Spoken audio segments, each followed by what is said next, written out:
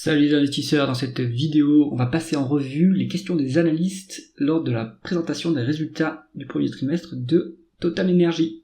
Abonnez-vous à la chaîne si vous ne l'avez pas déjà fait. On y va avec cet article. Donc la session des questions des analystes a été présidée par Patrick Pouyanné, PDG, et Jean-Pierre Sbraire, directeur financier. On commence avec la première question. Donc politique de rachat d'actions et dividendes. Total Energy maintient fermement son engagement à distribuer plus de 40% de son cash flow opérationnel aux actionnaires via des rachats d'actions et des dividendes, même dans un contexte macroéconomique incertain marqué par des prix du pétrole fluctuant entre 65 et 70 $ le baril. Patrick Pouyanné a réaffirmé que le programme de rachat d'actions de 2 milliards de dollars par trimestre reste intact sous des conditions de marché raisonnables, sous-entendu il faut que les prix des hydrocarbures ne baissent pas trop. Le dividende, priorité absolue dans l'allocation du capital, représente environ 8 milliards de dollars annuels, assurant une base solide pour les distributions trimestrielles évidemment sur Total Energy. Face aux questions sur la soutenabilité de cette politique, Pouyanné a insisté sur la robustesse des fondamentaux de l'entreprise, notamment grâce à une croissance organique et à une gestion rigoureuse des coûts, même à 50 $ le baril. Donc on en est loin quand même, hein. Total Energy pourrait maintenir des rachats d'actions, bien que leur ampleur dépendrait de l'environnement macroéconomique. Le conseil d'administration privilégie une approche cohérente, évitant les réactions à court terme et se dit prêt à utiliser la flexibilité du bilan pour saisir des opportunités comme des acquisitions à bas prix ou des rachats d'actions lorsque le cours est attractif. L'avantage des rachats d'actions, c'est que c'est moins engageant que les dividendes, parce que on peut le faire de manière opportuniste. Donc si il n'y a pas d'opportunité sur le cours de l'action pour faire des rachats d'actions, vous pouvez utiliser les cash flows pour faire des acquisitions également. Donc au final, c'est l'intérêt de Total Energy, de cette industrie, qui est fortement génératrice de cash parce que en fait c'est très mature et qu'il n'y a pas beaucoup de croissance. On a pas mal de moyens d'augmenter la rémunération des actionnaires via des rachats d'actions, via des acquisitions. Donc cette génération de cash flow est quand même très utile. Gestion du bilan et endettement. L'endettement ajusté, donc on appelle ça le gearing, c'est-à-dire le ratio dette nette sur capitaux propres de Total Energy s'élève à 11% après correction des effets saisonniers, un niveau plutôt confortable. À 70 $ le baril, l'objectif annuel est de 12-13%, mais même à 65 $, il pourrait atteindre 14% sans remettre en cause la stratégie. Bilan quand même très solide, hein. Pouyanné a écarté toute révision du programme de rachat d'actions à court terme, sauf en cas de chute prolongée des prix vers 50-55 $. Le directeur financier a précisé que l'exposition aux fluctuations de change est limitée, la dette étant principalement libellée en dollars avec des obligations en euros converties via des swaps. Sur le prix du pétrole, il y a plutôt un plancher vers 55-60 $ parce que c'est le seuil de rentabilité des non conventionnels, par exemple les exploitants de pétrole de schiste ou des sables bitumineux.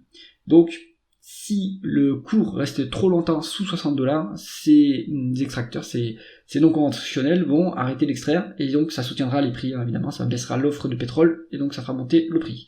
C'est pour ça que finalement, moi je pense qu'on n'ira pas beaucoup plus bas sur le baril, hein. On pourra très ponctuellement, mais ça restera pas durablement sous les 60 $. Flexibilité des investissements.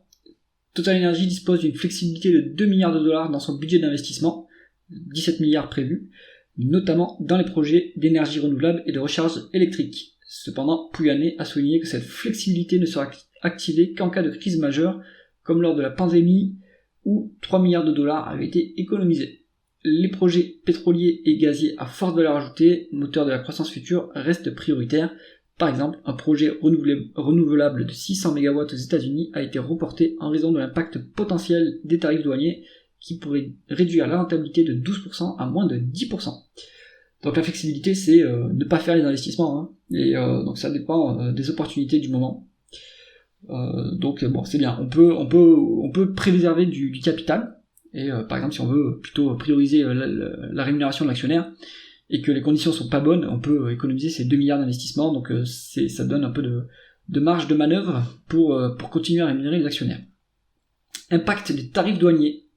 Les incertitudes liées aux tarifs douaniers, notamment aux États-Unis, préoccupent Total Energy, surtout pour les projets renouvelables et les batteries. L'importation de panneaux solaires indiens pourrait être taxée à 20-25%, affectant la rentabilité des nouveaux projets. Cependant, les projets en cours, comme les tranches 1 à 3 des projets, sont sécurisés par des contrats solides et ne devraient pas être impactés. Pour le GNL, les navires construits en Chine pourraient poser problème, mais les négociations sont en cours pour assouplir les restrictions, car limiter leur usage freinerait les exportations américaines de GNL. Donc Pouyanné reste confiant, anticipant des clarifications d'ici fin 2025, notamment avec d'éventuelles contre-mesures fiscales aux États-Unis. Bon, incertitude, hein. Toujours, de toute façon, sur les tarifs douaniers, comme ça varie du jour au lendemain, c'est très difficile de faire des plans. Alors, énergie renouvelable et intégration électrique. Le segment Integrated Power a enregistré une performance légèrement inférieure en raison de l'absence de cession d'actifs. Donc le but sur les renouvelables, c'est de monter des fermes de photovoltaïque et ensuite les céder à des exploitants. Mais Pouyanné prévoit une reprise au T2 avec des revenus attendus de 280 à 300 millions de dollars annuels. Malgré les incertitudes sur les taux d'intérêt et les tarifs, l'appétit pour les actifs renouvelables reste fort, évidemment c'est subventionné.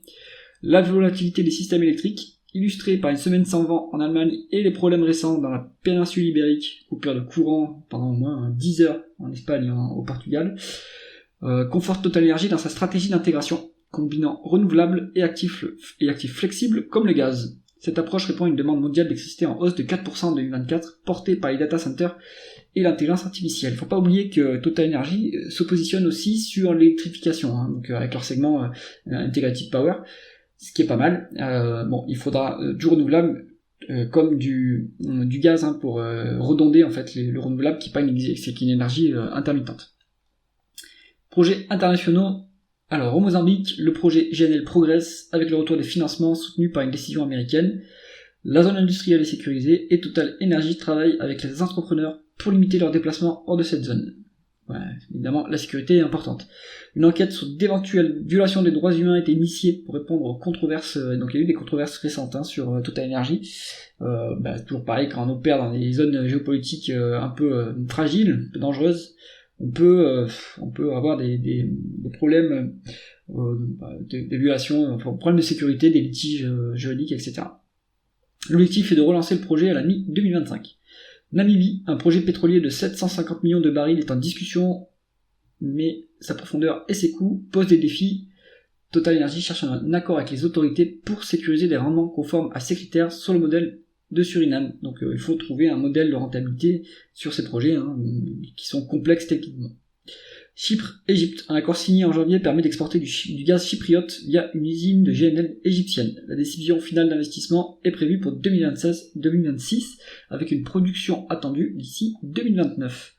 En Argentine, Total Energy reste prudent en raison de l'instabilité historique du pays, préférant se concentrer sur des projets GNL plus attractifs ailleurs.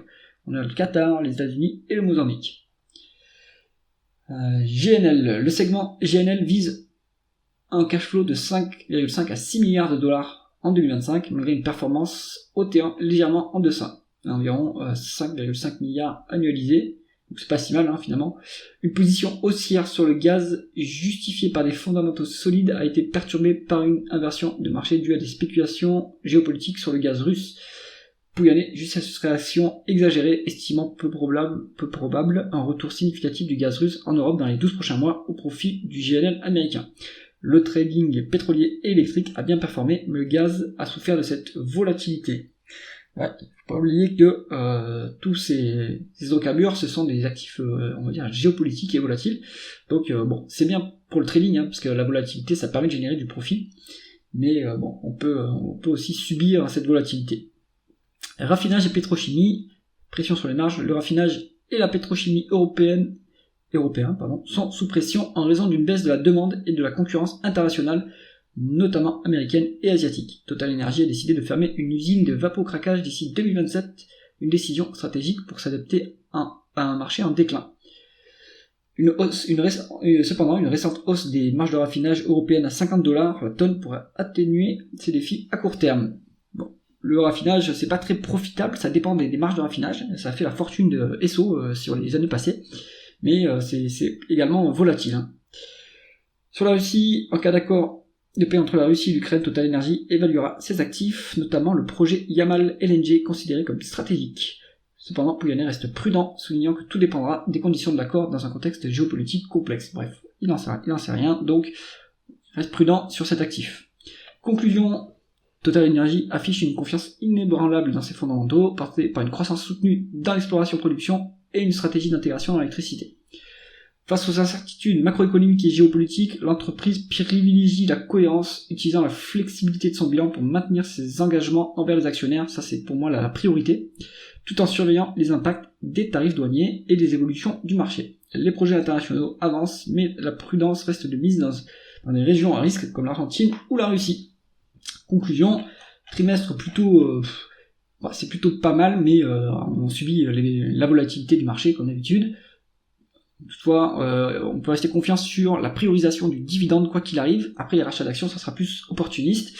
Et puis la valorisation reste quand même basse sur Total Energy, donc c'est plutôt un profil intéressant pour un rentier, peut-être aussi pour un investisseur value, mais il faut s'attendre à la volatilité. Si on fait de la value, il faudra subir des moins-values potentielles en fonction de la variation des hydrocarbures. J'espère que cette analyse vous a intéressé. Si c'est le cas, mettez un pouce vers le haut et pensez à vous abonner à la chaîne. À bientôt.